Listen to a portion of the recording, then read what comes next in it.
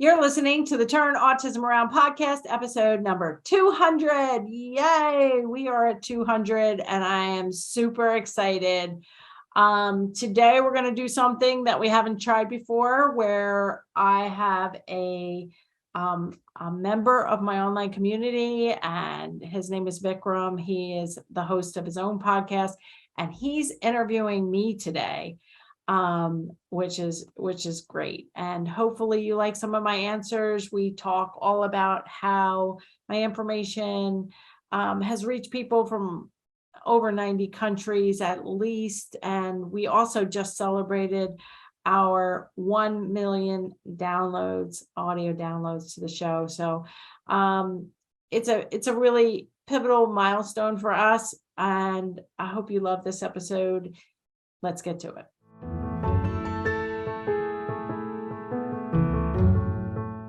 Okay, so this is going to be a very different episode to celebrate 200 episodes. I have Vikram Panchal on the podcast, and we are turning the tables, and Vikram is going to interview me. Now, just a little aside, I may have mentioned this in the intro a little bit, but Vikram has been on the podcast. He was podcast 184. We can link that in the show notes. Vikram found my courses 6 months ago. He's been an active member of our community. And Vikram also, the reason he got the quote unquote job of interviewing me is because Vikram has his own podcast, and that's called Lead Your Life with Vikram Panchal.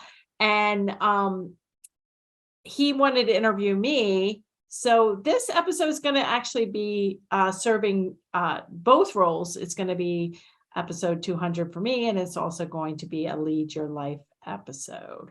So Vikram, why don't we get to your questions? We haven't rehearsed this. It's going to be off the cuff. And hopefully it'll give you listeners, whether this is your first time here or if you listen to all other episodes, which is only a few people I know have actually told me they've listened to all of the episodes. But even for you guys who have been with me since the beginning, I hope to, give you some more information that maybe you didn't know. Yeah, thanks, Mary. Well, thanks so much for having me on. I feel honored to be the one interviewing you after you run your own podcast for quite some time now. And so it's a real honor for me to be here and to be flipping the tables, like you said, and to be asking you the questions this time around. So I know that one of your favorite questions whenever you begin your interview is to ask people what was their fall into the autism world like. And so many people have come across your program and your course over a number of years. So I'm sure people have heard your story before of your fall into the autism world, but for those who may be tuning in for the very first time, can you briefly describe your fall into the autism world and what got you started on this mission to change so many people's lives, including mine?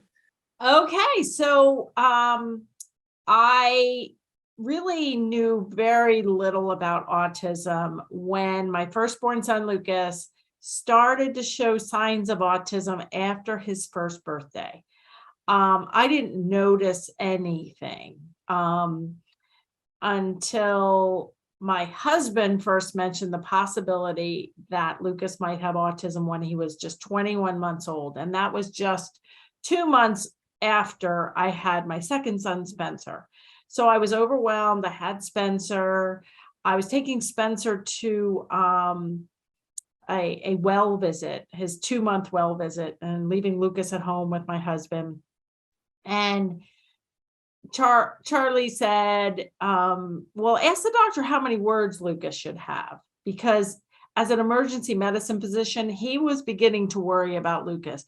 Not so much just his language, which seemed to have stalled, but he was really worried about Lucas's lack of reaction to the baby, because Lucas was 18 months and he should have, at least from Charlie's experience, started to kind of realize, like, oh, mommy's belly's big. Like, literally, I say in my most recent book that we could have brought home a plastic baby doll, and that's it wouldn't have mattered. That's how his reaction was, so dull with the new baby. So I got home. The doctor said he should have 20 or 25 words at 21 months. So literally on my way home from the doctor, I was counting words that I heard. Some of them I hadn't heard for a long time. And I was even counting E-I-E-I-O as 5 of his 20 words. I was counting this. I didn't know what delayed echolalia was, but he used to do this script. Please do not feed the ducks, quack, quack. And literally 8 more words, like grasping at straws. And when I came home, he said, well, how many words should Lucas have? And I said, oh, he said 20 or 25. And my husband said, well, he doesn't have those. And I said, oh no, he does. I counted. And then my husband said, so you don't think he could have autism? And I remember standing like in my family room with the blue carpet. And I remember being like, what are you talking about? Like the thought had never crossed my mind. Now, this was before Facebook. The autism rate was 1 in 500. It was, not as common. So, so that was, but I told him on that day, Lucas doesn't have autism. This is 1998. And I never, ever want to hear the word autism again. And I completely shut him down. We never talked about it again until he was like 2.5. And the preschool teacher and the director wanted to bring us in and told us that he wasn't ready to progress to the 3-year-old class. And then finally, I got out of denial and got him diagnosed the day before his third birthday in 1999. And, that was my fall into the autism world. I actually fell into it. I mean, if I would have really not been in denial, and I wasted like 15, 18 months before his diagnosis and treatment started. And those were critical time period for me. And prior to that, I did a clinical rotation as a registered nurse student. I did a clinical rotation. So I saw teens with autism, and that was very different than seeing early signs as a toddler. So yeah, so I did a podcast interview with my husband, and we talk about like coming home from the doctor's visit and everything. We can link that in the show notes. I think that's a really good episode. And I think in your case too, Vikram, when I interviewed you, there is often a disconnect between a two-parent household, with one of the parents being in denial and one not. And in my case, it was me. And I told Charlie on that day, I never, ever want to hear the word autism again. And now I say it, speak it, type it, write it constantly. Yeah, well, I didn't use those same words to my wife, Leah, but it was similar, because autism is so scary and there's so much negative stigma attached to this word. You feel like your whole world falls apart the moment you realize your child could have autism. It's not something you really want to consider, not for your child anyways. Maybe for someone else's, like you don't know, but it can hit home so hard, so close. So I can understand how overwhelming it is. And we've been through that whole journey as well. And that's the reason why we found you online, and it's made such a dramatic impact in our lives. And so I wanted to ask you, because, for those who are listening, it can be incredibly overwhelming, and it can bring up a lot of emotions, to consider that your child could have autism, or people are in the process of getting a diagnosis. So, share with us, like, you were obviously very overwhelmed when you got that diagnosis, and I've heard your podcast on the way back. You were in tears, and yeah, I can totally relate to that. So how do you flip the script? Like, how did you go from becoming an overwhelmed parent to now becoming a board certified behavior analyst, a best-selling author on the topic of autism? You're a course creator. You're also a podcaster as well. And like you say, and I really believe it, you're so genuine, you're on a mission to change people's lives. And I think that's so noble. And I'm so thankful that what you're doing is not, I don't believe it's just a business. I believe it's a service. It's a service for those who are struggling in this area, knowing how to grapple with it. So, I'm just very, very thankful for what you're doing. So, tell us your story. Like, how do you go from someone very overwhelmed to someone who became very positive, changing your son's life, now changing countless lives all around the world? Yeah. So once Lucas was diagnosed, I did have a lot of things going for me. I was a registered nurse. I had a master's degree. I got a master's degree from the University of Pennsylvania in nursing administration by the time I was 25 years of age. And so I always worked in the neuro field, worked with head injury patients and spinal cord injury patients and patients with brain tumors and older people who had strokes. So I knew, like, right away, I help people talk again. I help people walk. They had incontinence, so I dealt with potty training and just all these things. And then I also was a manager, so I managed 24/7 staff, and I managed hiring and firing and being nice to new people so they wouldn't quit. And I also was married to a physician, and we had not only the resources, not really the financial resources weren't as important as knowing how to write emails, keeping organized, being like, okay, ABA is the most proven treatment for kids with autism. Okay, where do I have to get in line? Who do I have to call?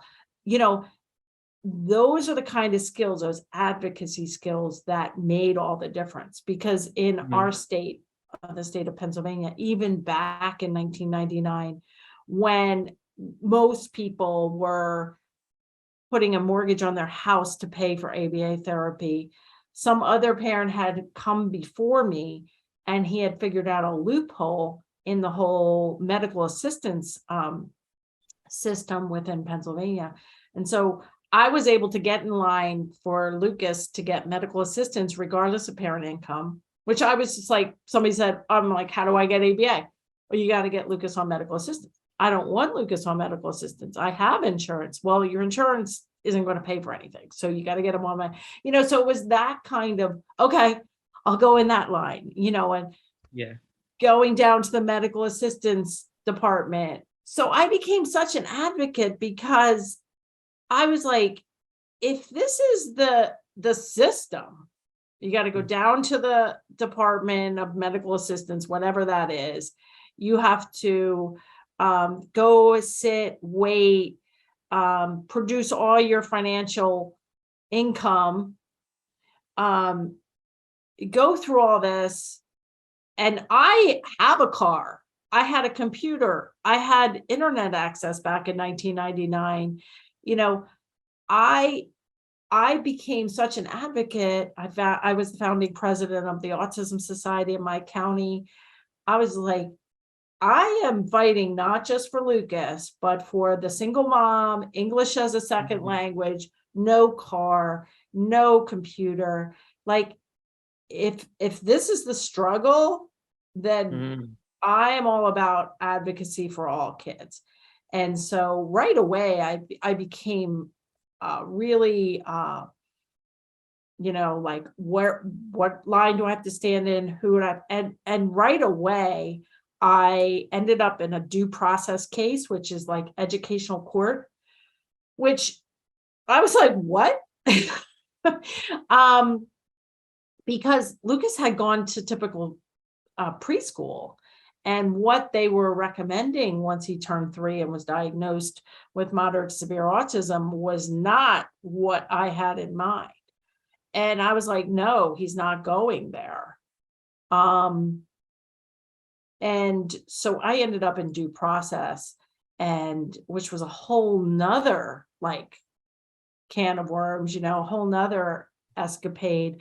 And it was actually my first lawyer who had an adult son with autism, and he took my case pro bono, which means for free, assuming I was going to win the case, which nobody ever really wins a due process case. You could just keep appealing, and at some point you settle, but that's another story. So when I was up on the stand for 5 hours and I got down, he said, you should become a behavior analyst. I'm like, what's that? And he said, well, you need a master's degree. You already have a master's degree. You need to, it's not online. It was a distance learning program. So literally it was through Penn State. I got a box of VHS tapes and a box of binders, and I could do it at home. And it wasn't back then.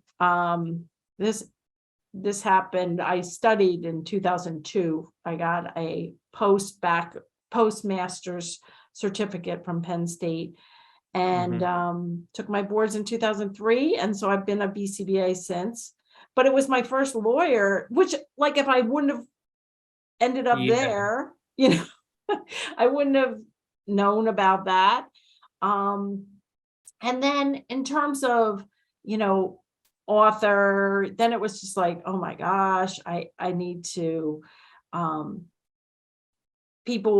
became a BCBA, started working through a statewide grant through the Pennsylvania Department of Education. And then I also was mad about pediatricians and their lack of knowing the signs of autism. So I got involved with a first signs grant, went around the state educating physicians on early signs of autism, which led me into like seeing parents and trying to help them.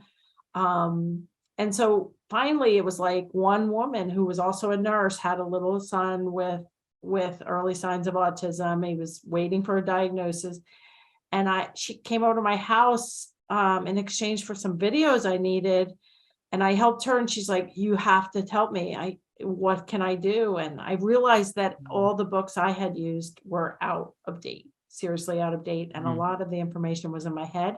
And that's when I decided to write my first book, The Verbal Behavior Approach, which I didn't think was going to be a big deal, but it was a big deal, and it still is a big deal. It's selling better than ever, and it's in 17 languages, which put me on the map to travel around the world, speaking on autism, and then eventually found my way into the online world and what I do now.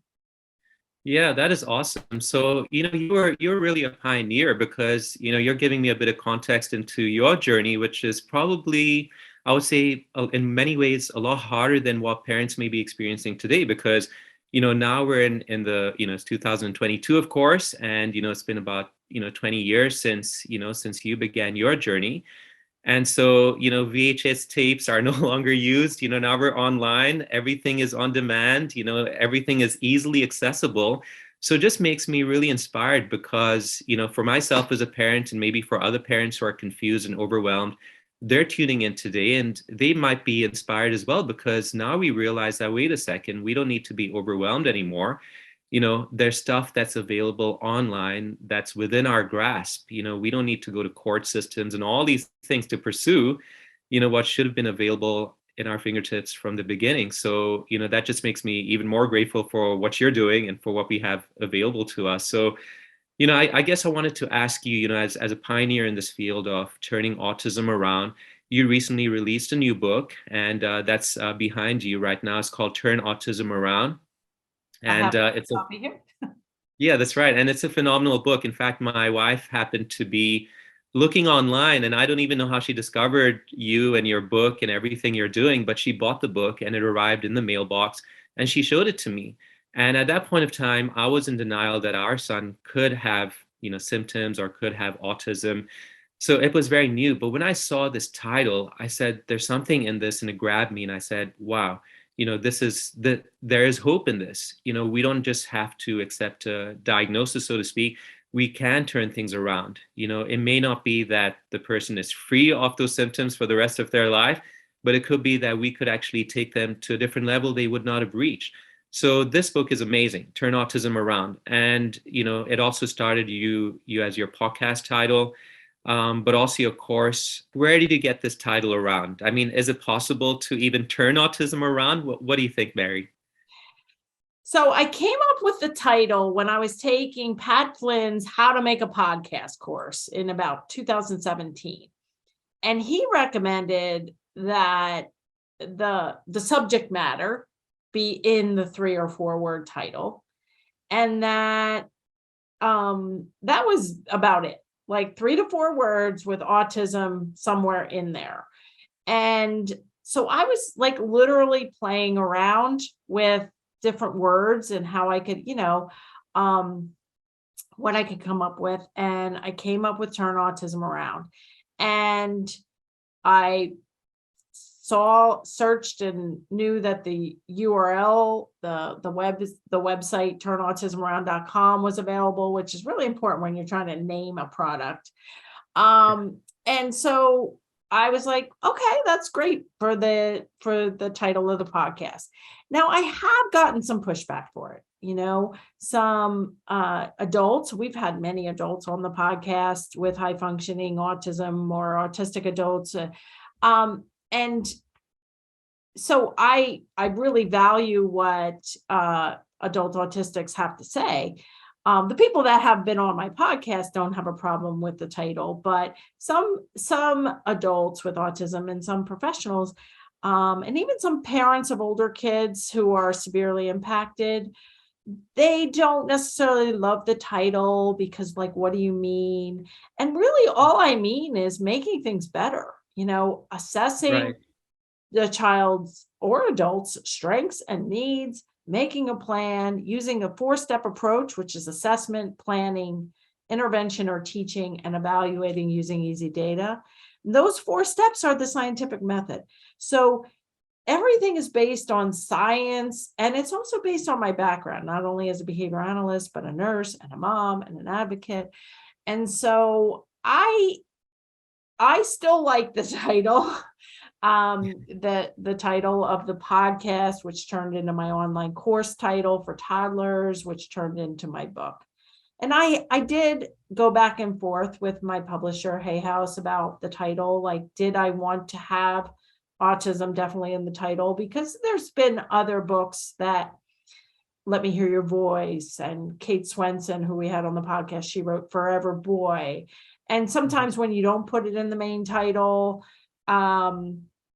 it does better, but I'm more of a direct person, and really the book Turn Autism Around is based very heavily on the course. And we also, after I wrote the book, I redid the course again for about the 5th or 6th time to really make it as step by step, videos, exactly what you're, and then a community that supports parents. Because even if you read the book cover to cover, you watch the course from start to finish in order, you watch it 3 times, you're still going to get stuck at different points and still going to have questions. And unless you have a community to really help you fine tune your procedures, you're probably going to not do as well. So I'm sticking with the title, and that's my answer. And my goal for Lucas, who remains impaired, he's 26.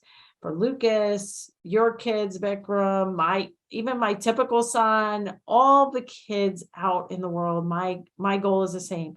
I want them to be as safe as possible, as independent as possible, and as happy as possible, and to reach their fullest potential. So, titling things are kind of hard. And if I don't see how that goal of just helping kids reach their fullest potential could not resonate with people. So, people that are critical of the title or of my work really haven't, in my opinion, experienced what I have to say, because I think I'm a pretty reasonable kind of person. No, you definitely I'm are. a little biased though. No, not at all, Mary. I think you're being I think you're being too, yeah, you might be overthinking this, because, and the reason I say this is because your title of your book, Turn Autism Around, gives parents, every parent who may be struggling with the diagnosis of autism, it gives them something called hope. And that is something that will inspire them and propel them from where they are, being overwhelmed, to turning things around for their child. And it doesn't mean turning autism specifically as a syndrome around. It does mean turning their mindset around, turning their mentality and how they tackle this thing that, it just seems unmanageable. So in reality, it's turning the parents' mindset around. It's turning their child's life around for better. And there's, like I said, there's nothing better than being able to see gains being made in your child's improvement. And I'm firsthand, experiencing that in my child's life. And there's nothing that gives me more joy than being personally involved in his development and seeing him flourish and grow as a result of your course. I think it's phenomenal. So stick with the title. I think it's a great title, and I think it's a winner. Thanks. And so, one of the exciting things is that this is podcast 200. And so, when you invited me to come and do the interview with you, I was thinking, wow, I just joined as a student of yours. And so now to be able to interview you, I've got to say, like, I feel like you're a celebrity for me. We talk about you every single day, almost every meal in our home. It's people say Simon says, we joke, we say Mary says, whatever Mary says, we're going to do it. And so this is, this is podcast 200, and you've released a podcast pretty amazing every single Tuesday since January 2019. And even starting a podcast maybe 2-3 years ago was also pretty pioneering as well. And you recently surpassed 1 million downloads. Congratulations for that. That's a pretty high achievement.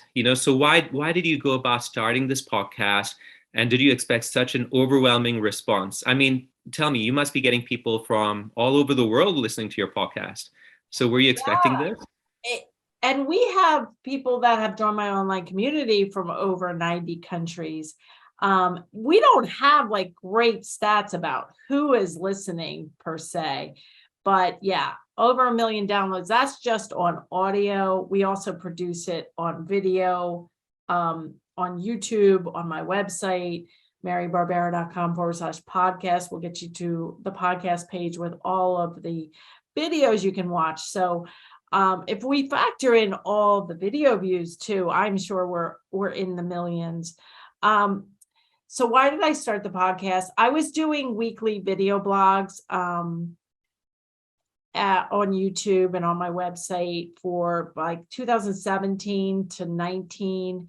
And I had bought Petflin's How to Podcast, How to Power Up Podcasting, which is a great course. I've learned how to do all of this online stuff via online courses, how to do a webinar, how to set up a video studio in your home, and how to do a podcast. But I sat on it a little bit. I bought the course, the podcasting course, and then I was like a little overwhelmed and stuck with the videos. And then at some point, I just decided, I think in the fall of 2018, I was like, nope, I'm going to do a podcast. I actually was interviewed by Matt Sikoria on his Behavioral Observations podcast. I think I was episode 12 for him, and he's now at 200 or plus. And he interviewed me, and that was my first experience being interviewed, and I kind of liked it. And then I realized that I could probably reach more people than I was getting with my videos.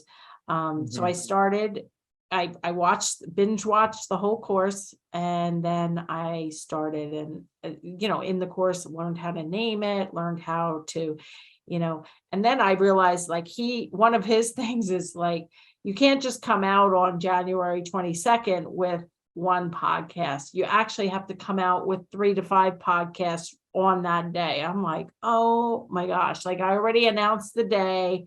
Now he's telling me I need at least 3 podcast episodes to come out. And then, as we went, even before we really launched, I found out that a guy that was working for me as a contractor actually did podcast editing and everything. So he's been doing all my editing and the show notes page and everything since then. And so we've managed to reach more people. Actually, it was really great to have the podcast under my belt when I was writing my book, and got a publisher for my book, which was a much bigger publisher than my first book. And so the podcast is something that I'm very proud of. And I've gotten to meet a lot of people too.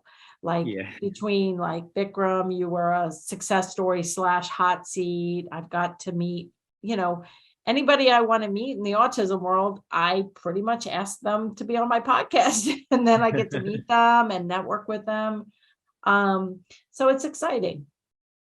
Yeah, definitely. So podcasting for sure opens up doors and also opens up horizons, gives you new perspectives, from your standpoint, and you can feed that back into your online content and online course, and then, benefit all the parents who are going through the course. So it really, really works well.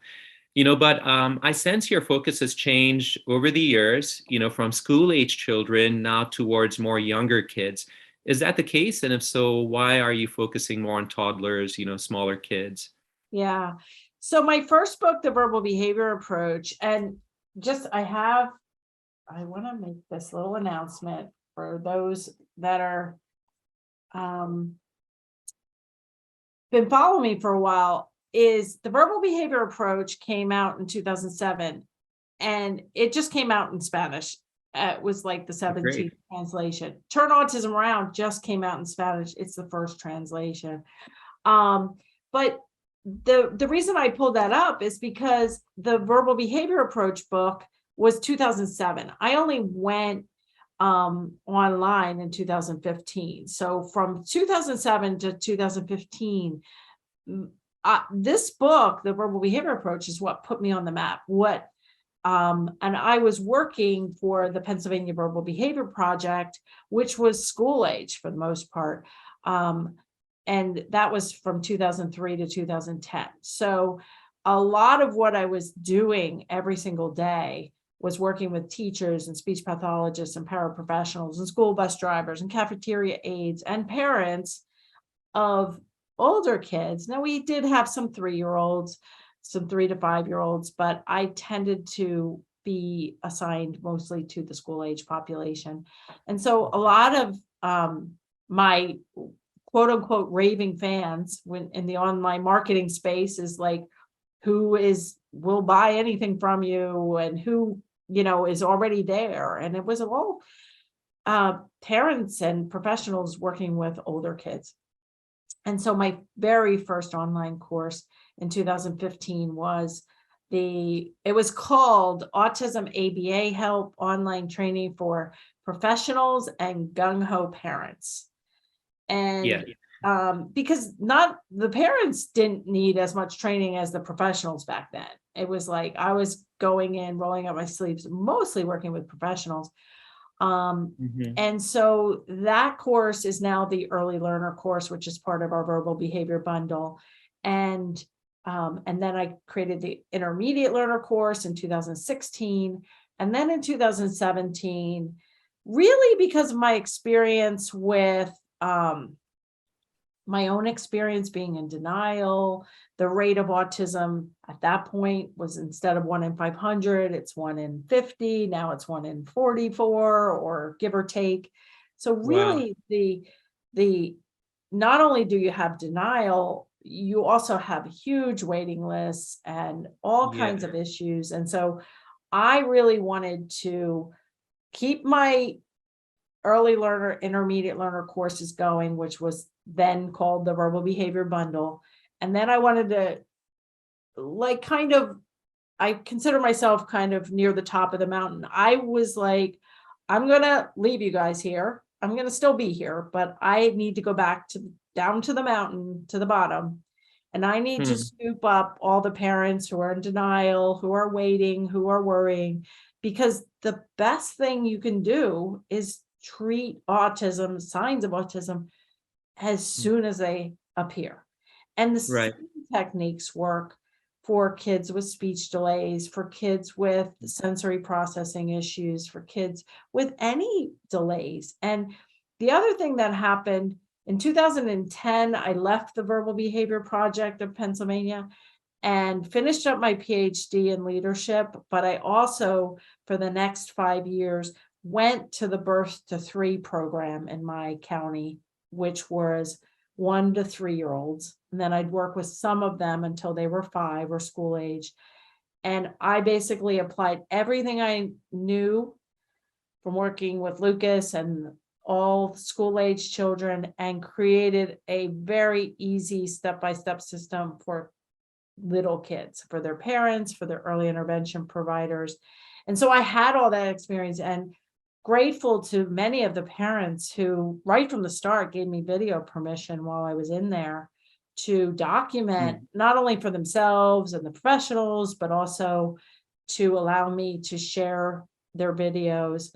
And so, Vikram, you've been in my courses, and like every lesson has multiple videos Yeah. where I can demonstrate exactly what to do if a child makes an error or a child throws a tantrum in the middle of it. And my approach is very positive, very child friendly. So that's why I shifted to the toddler course in 2017. And I really had no plans to write a book, but I am in a mastermind group through Jeff Walker, who's my online mentor. He's been on the show. We can link that in the show notes. And he he wrote a book that changed my life called Launch in 2014. I read it and it changed my life. And I wrote a life-changing book for people. And so when I was Mm. with him the one day in 2019, I said, "Do you think I should write another book?" And he's like, "Yes, you should." And so just like I created a podcast, just like I create my course, I was like, okay, let's make this. And so that's what led to my second book, Turn Autism Around. And yeah, so that's kind of what happened, briefly, as brief as I could be. Yeah, 100%. So it definitely takes time to build momentum, right? And you're navigating the space of online, you're teaching yourself from scratch, you're doing online courses to learn how, setting up a studio in your home works, how to get the right microphones. It takes a lot of work and effort, but now you're gaining momentum and you're running basically at full speed. And that's really awesome because it's making a huge difference. And one of the things that caught my attention from your book, Turn Autism Around, is that you list 10 signs of what a confused parent could look for to determine if their child is grappling with autism. And the amazing thing about your course is that even though you focus on autism and ASD as that's your singular focus, but like you said, it applies to all parents regardless of whether their child will be diagnosed with autism or not. So it can really benefit a really wide range of kids who could be struggling. So what are these 10 signs of autism that a parent could be looking for? Great, Mary, that sounds really, really amazing. And I'm so excited that this book is making such a difference in so many people's lives. Now, you recently launched a software application, and I know you're very excited about that. So can you tell us a little bit more about it? Yeah, so I decided, based on some interactions I've had with people in my business mastermind, my online business mastermind, that coming up with a software would really move the whole field forward, move my business forward in a lot of ways. And so I took the one-page assessment that I created more than 15 years ago. It's actually a 5-page assessment in the back of my first book, and it's a one-page assessment in my second book. I took that, made it a lot more quantifiable, got a software company, invested ton of time and money over the past 6 to 8 months now. And we have launched it, Vikram, because you're a member of my online course and community. So we are beta testing it at the time of this recording.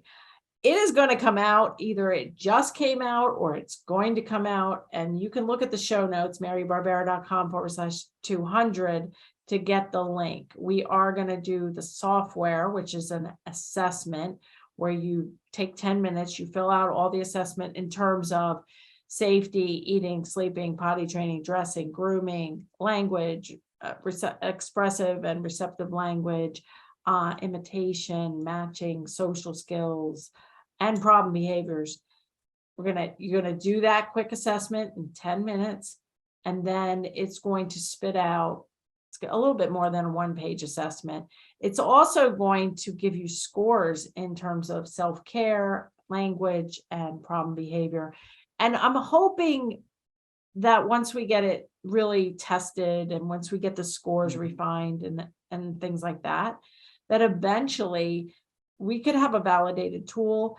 Eventually we can start to measure pre and post gains of members, of people doing different things, of all kinds of things. And so I am really excited about the software. We've had some tech glitches, no doubt.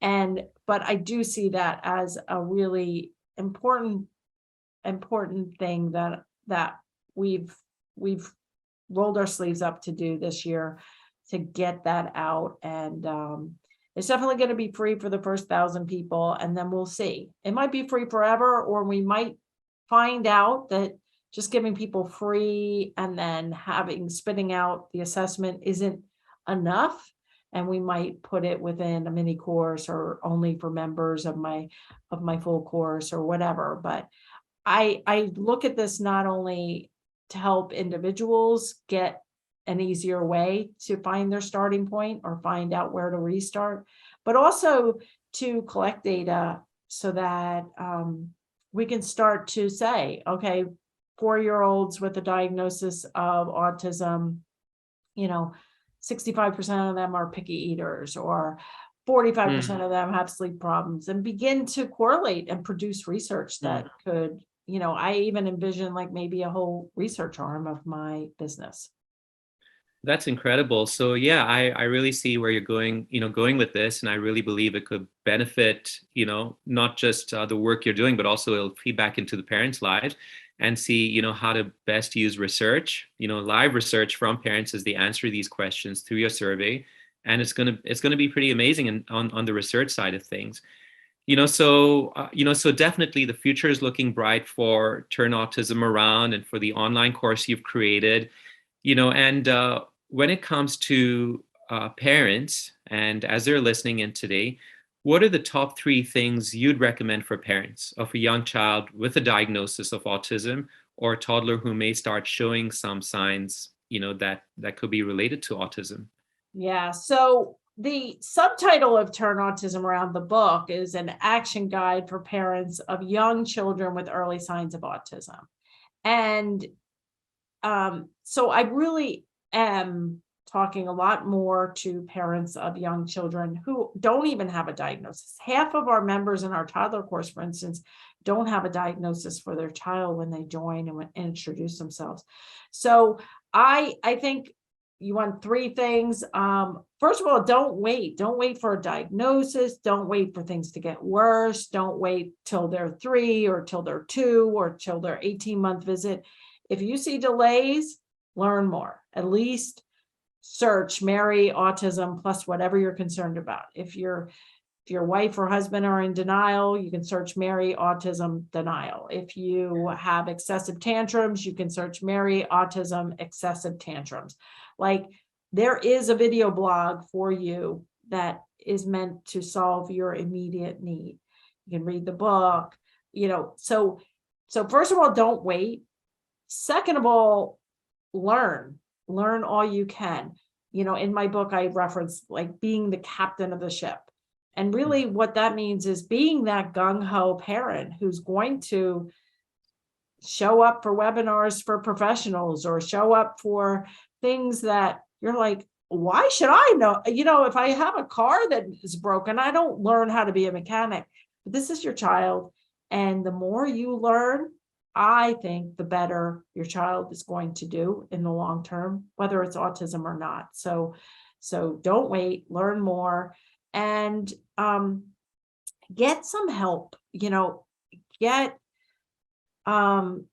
if you have family nearby, if you have neighbors, if you're a part of a church and you can get volunteers, you can go to Boy Scouts or Girl Scouts and see if they need credits. You can go to a college, you can get a mommy's helper. A lot of the techniques that I talk about, that you don't need a specialized professional. You can get a 10-year-old sibling and you can teach them how to engage your child, how to be positive.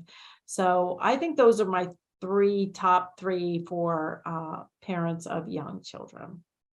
Okay, so Mary, do you think there would be different recommendations for parents of older kids with moderate to severe autism? What do you think?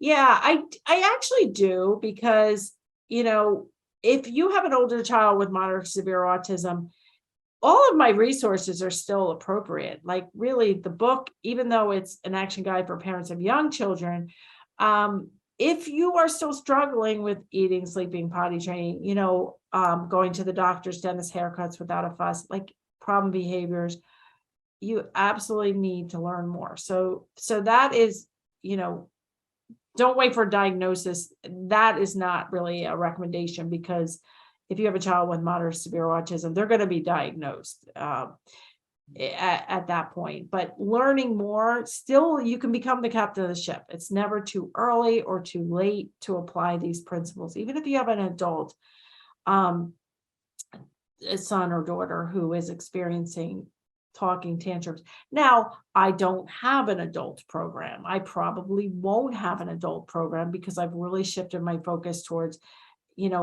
meeting the needs of young children where we can make the most progress in the safest way. But as your children get older, they're going to get bigger. And so a flop to the ground is not going to be an easy thing to fix. So learning more, becoming the captain of the ship, those stay stable as my recommendations, but you are going to need to collaborate with professionals. You are going to need to collaborate with schools and services, and things are not going to be perfect. And not that I want you to, lose hope, but I wrote a paper when I was getting my PhD, and I do think that hope shifts. Hope should shift and does shift in most cases. When the child's 6 or 7 or 8, if they still have moderate to severe autism and are still struggling, not to say that their life is going to be a disaster, but somebody said to me once, like, well, if you want it done a certain way, when I was in my second due process case for Lucas when he was 9, like, why don't you just homeschool him if you want it done a certain way? I don't want to homeschool. That's your whole life. Like, that would be my whole life. I wanted to do other things. And I don't expect perfection, but I had to advocate hard. I had to collaborate hard. And I think, sometimes when you are still in that mode of, I need to do it myself, this is life or death. At age 8 or older, it's not life or death that you provide X, Y, and Z, this kind of thing. It's like your child only has one life, but so do you, and so does the siblings, and so does your spouse if you're married. So not that I would lose hope or stop doing things, but I would kind of change my mindset. Like, okay, we don't need to be in first gear constantly. We need to solve the real functional issues, the flopping to the ground, the sleeping, the eating. We need to focus. I see parents of older kids sometimes get into this, they're hyper focused on articulation or vocal language, when if the kid's overturning desks at school, that is more of a priority. So still engage. We have the verbal behavior bundle course. We have lots of videos to help. And really all of my stuff is appropriate for kids ages 1 to 5, chronologically and or developmentally. And so Lucas, who's 26 years of age, he still falls into that category. So kids with moderate severe autism still need help, still need prioritization, and their parents still could and should, in my perspective, become the captain of the ship. But at the same time, you only have one life, so don't get totally stressed.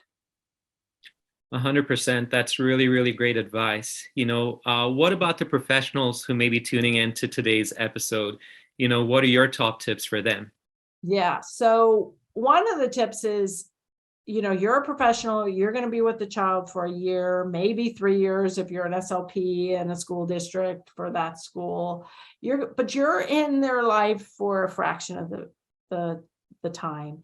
The parent is the one there. And if they are, and I understand parents have different interests in being involved and everything, but if you have a parent that wants to be involved, don't shut them down. They may be only one seat at the IEP table of 8 people total, but they should have 50% say at least. And you should be holding them up and really supporting them. So really remember, your role is temporary, their role is long-term. So collaboration, not just with the parent, but everybody else at the same time. And finally, help them advocate. I know sometimes your job's on the line, like you can't tell them that they should be demanding more, or, connect them with other parents who will tell them. Find a way, send them to a blog, say, Mary Autism Plus biting, have you taken a look at her stuff? Have you thought about joining her online course and community? Maybe you're a professional out there that's listening that could actually get funding to help them join the online course and community. There's a ton of ways to support parents, and I think you're just in a pivotal role. And the fact that you're listening to this podcast makes me know that you are, my kind of professional, that we really want to all raise each other up and climb to the top of the mountain together. Yeah, 100%. And we definitely need a lot of good professionals out there, especially for parents like myself. You're working with a team, whether it's an SLP or an OT, and, many other people. It could be even a behavior analyst in the home as well. So, there's a team. It's a teamwork effort. And so, yeah, the role of a professional is really, really vital. So, Mary, as we get close to the end of podcast 200, we've covered a lot of ground, from your history of how you fell into autism, into the world of autism, how you then became a best-selling author, content creator, and now the future is looking bright. And, for myself as a parent, I'm learning so much through your content and through your podcast. But this is a question you've asked me, and you've asked every person who's appeared on your podcast, and you end it the same way. So this one is not going to be any different. Part of your podcast goals are not just to help kids, but to help the parents and professionals be less stressed and lead happier lives. So what are your stress reduction tips for parents, or maybe even professionals who are tuning in? Yeah, and I don't have any great, I don't meditate, I don't journal. I try to exercise a couple times a week with a personal trainer, but I do enjoy and usually like to get out for walking. I have a beautiful park behind my house, so I walk whenever it's nice out, and I usually walk with my sister or a friend. And I'm a talker. And so a lot of people that I've interviewed have said they like to be quiet, but I work at home all day by myself, pretty much. I have online meetings. So instead of texting back and forth, I'd rather talk to somebody, even on the phone or through video chat or in person. So I am social, and I like to get out and talk to people. I also like to go to the beach, and I like to just hang out. And one of my kind of bad habits is I do watch a fair amount of reality TV. And I know that sounds completely nuts when I have a PhD and I am having, I have on a huge mission to turn things around for people around the world and to really change the autism world in the future. And so the fact that I watch reality TV is kind of surprising to a lot of people, but to me, it's just kind of in the background. It's enjoyable to just watch some of this stuff and go, wow. But also get help. That was part of my tips for people, is the more help you can get, the more time you'll have to do things for yourself. And to, if you want to work and contribute to the field, then you're going to have some help along the way. So those are my tips. I don't think that they were as amazing as some of the guests that I've had on who've given me really great tips, and it's wow. But I think we all relieve stress in different ways. And right. So thanks for asking me, and thank you, Vikram, as we wrap up. This has been great. Hopefully you listeners out there have enjoyed getting a glimpse. I did do podcast number 1 with, kind of my fall and 15 lessons I've learned. We can link that in the show notes. And hopefully I didn't repeat a lot of stories that you already heard already, but sometimes even when I go to marketing conferences and things like, or verbal behavior conferences, sometimes hearing the same thing with a slightly different story or a slightly different anecdote really makes a difference. So thank you so much, Vikram, for being here, for turning the tables, and thank you, listeners, for 200 episodes of your listening, your commenting, your sharing, and I look forward to episode 300 and 400 and 500. And so thanks again. Thank you, Mary. That's been so awesome. Thank you for this time. I know it's going to be a blessing for whoever listens.